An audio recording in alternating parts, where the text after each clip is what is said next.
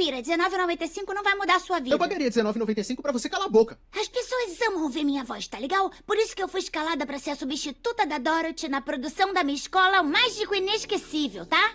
Pai, você comprou um videocassete pra sua estrelinha. Poxa, não precisava. Eu sinto muito, amor, mas não. Isso é um presente de aniversário pro seu avô.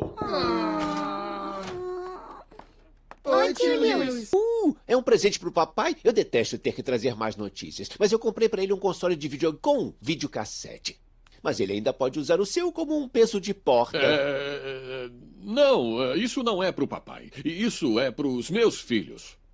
Mas você disse que a gente não tinha... Dança conforme a música. Eu vou gravar todos os musicais que passarem na TV. Que musical o quê? Eles são tão forçados. Ninguém sai cantando do nada. Os personagens cantam porque as emoções são tão intensas que só as palavras não bastam. Tipo quando seu irmão é um